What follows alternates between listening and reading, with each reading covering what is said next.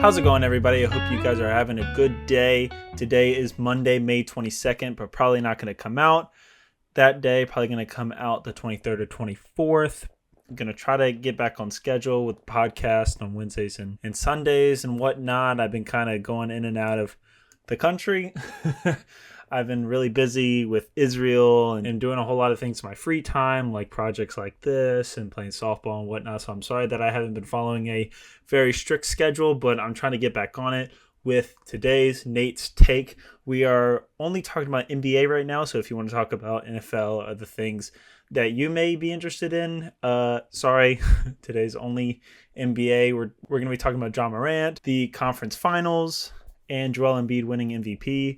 So I guess we can just get right into it. So Ja Morant, this is about a week out from this actually happening, but another incident with him with a gun. He was on Instagram Live, and his friend was actually on Instagram Live, I guess, and he turned over to the phone, or turned the camera over to Ja Morant flexing a gun, and then his friend whips it back really fast, knowing that knowing the incident. We're oh shoot, maybe I shouldn't show him having a gun. I think the Memphis Grizzlies or the NBA took action, and he's suspended some way, shape, and form. I'm not too sure what the games are going to be like beginning of next season, but he issued an apology that some people joked on that it's actually from ChatGPT, which I think is so funny, but I don't know if that's necessarily true. But what is true is that he got caught showing a gun in public. Well, not really in public, just online, I guess. And the Instagram Live didn't even have had less than 200 viewers. Oh my gosh, this is just so not needed. But what I'm going to say is who cares? Who cares? Who cares that Ja Morant has a gun? Who cares? I know the NBA does. I know that the NBA really care what their players do off the court, especially in the last 5-10 years. They really care what's going on because the media, there's cameras everywhere. Everybody's doing something. It's insane how much we're giving into this Ja Morant deal. He lives in Tennessee, Memphis, Tennessee.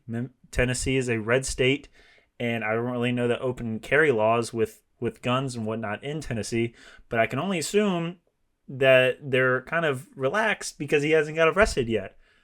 I'm sure that's a gun that he owns, and he's just flexing that he has a gun. What's the difference between him just flexing a gun on Instagram Live and somebody posting their Armalite rifle on their Instagram story? What's the difference? What's the difference? What's the difference between him just flexing that he has a gun with rap music in the background of the car and some guy just posting his gun on Instagram because he wants to show off what he just bought? Nothing. That's nothing. There's no difference. There's no difference of somebody just showing off their gun that they own. It's okay to own guns. It's okay to just have guns. It's okay to flex your guns. Why do we care so much? And I get that it's hot button topic in America, guns and gun control and whatnot. But if he's not hurting anybody, if he's not doing anything, if he's not firing at anything, I know that he's had some things in the past that that shows a little bit of violence. But as long as he doesn't shoot anybody with the gun that he has, who cares? Who cares that he has a gun? And I think it's time that we stop looking to professional athletes, especially young professional athletes, because they're now coming into the NBA 18, 19, 20 years old. When are we going to stop looking at them for a moral compass? Who cares what Ja Morant does? As long as my kid doesn't look up to him, it doesn't matter. Why should you even be letting your kid even looking up to professional athletes for morals? Huh? When did we start doing that? When did we start caring so much about what professional athletes think and do in their off time? Let me just tell you, all professional athletes, all NBA players are probably doing something that they shouldn't be doing off the court. Just that they're not been caught. And as soon as you're caught, like Ja Morant, as soon as you're caught, as soon as you have a past, and as soon as there's somebody that wants to tell somebody else about your past, then you got all eyes on you. And that's what happened with Ja Morant. I completely understand where the NBA comes from this point of view. We just don't want our employees doing stupid things that we disagree with. And I completely understand that point of view. I completely understand why the NBA is mad and suspended him and whatnot and makes him issue apologies or whatever. But from my point of view, and this is why this is Nate's take, who cares? Let him have a gun. Let him flex that he has guns. Who cares? Who cares? It doesn't matter. So moving off Ja Morant and moving into things that are actually current, the conference finals, both of them.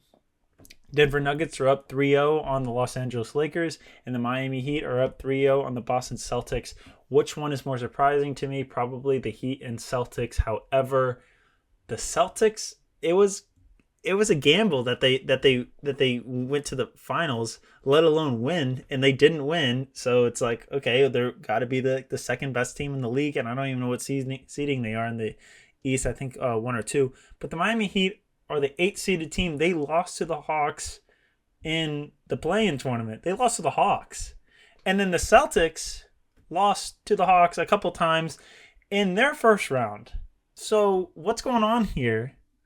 That just playoff Jimmy is just a absolute beast. Is Jimmy Butler one of the best playoff players ever? Is he one of he one of, if not the best Miami Heat player of all time?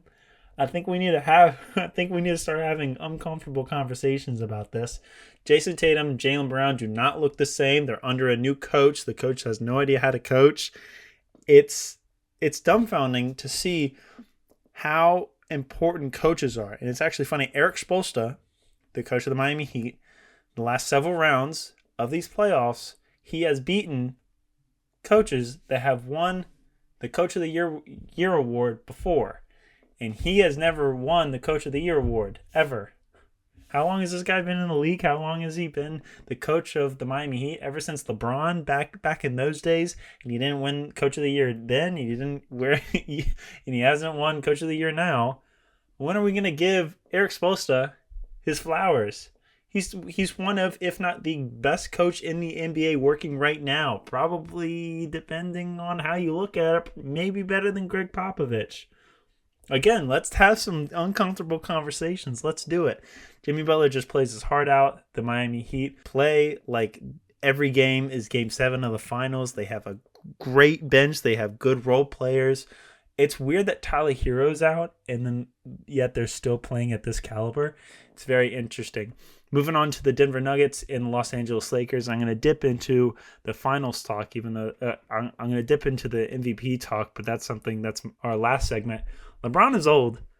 Guys, LeBron is old. He's scraping by. It's really weird to see. It's bad when Austin Reeves is the best player on your team. When Anthony Davis is as streaky as he is and as made of glass as he is. The entire Lakers roster, you have no idea who's going to go off. And sometimes that's a good thing. But when you have Lonnie Walker going off and then the next game Rui Hachimura going off and then the next day you have Austin Reeves going off, it's like, hold on, is that their whole team? No, they have LeBron James and Anthony Davis on their team. They have one of, if not the greatest basketball player of all time on your team. And again, he's like, 38, 39 years old? I get that 100%, yes. But he won a championship, not really the same team, but him and Anthony Davis won a championship less than 3 years ago. Are we really going to say that 3 years has really taken this much of a toll on Anthony Davis and LeBron James' body? Listen, I get it 100%. Age is a huge factor in these playoffs, 100%. Young with the Boston Celtics and then old with the Los Angeles Lakers. I get it 100%. But when we're looking at this, like the Lakers, what's going on? The Denver Nuggets are just playing at such a high capacity. Nikola Jokic doesn't even have to play a good game for the Nuggets to win. All it takes is Jamal Murray going off for like 10, 15 points in like a third or fourth quarter just for them to just get over the hump and then just win the game. It's very interesting to watch the Denver Nuggets because Denver is such a small market team. Well, I mean, not super small, but you know, it bigger than Portland, smaller than Los Angeles, I can tell you that. And they have the actual MVP on the team, and he's facilitating. He's a great offensive player, rebounding the ball. Great player, Nikola Jokic. He should have won MVP. And that kind of brings us to Joel Embiid. We saw this coming. Joel Embiid and James Harden lost again in the second round of the Eastern Conference playoffs. Again. When will we stop caring about Joel Embiid winning MVP? This has to be the time. He actually won it. Okay, fine. Here, dude, fine. Take it. Take the MVP. Stop crying about it. And then he loses. If the Denver Nuggets win this year, the finals or whatever, I will blow a gasket because Joel Embiid is one. If that happens, then we will live in a universe where Joel Embiid will be the most undeserving MVP candidate of all time. He's an above average player, and he should be in his prime age-wise and skill-wise, yet he can't get over the hump. And we give him the MVP in the year that he still cannot get over the hump. The MVP should go to the most valuable player, and by plus minus and advanced stats and facilitating, rebounding, points per game, seeding of the team that they're on, playoffs. And I understand it's a regular season award. I would 100%, I get that. But when you're looking at all of this, the Denver Nuggets were the number 1 seed. And they still gave it to Joel Embiid. I can't stand it. It makes me so mad. Nikola Jokic should have won, or at least Luka. No, I'm just kidding. But seriously, it makes me mad that Joel Embiid won. He is a fraud. I don't like Joel Embiid, and same as James Harden. I have a whole lot of other words for that, but we're running out of time. Thank you guys so much for listening, watching, having fun with me, talking about the NBA, talking about Nate's takes. I really appreciate you, and I'll see you guys in the next podcast episode or YouTube video. See ya.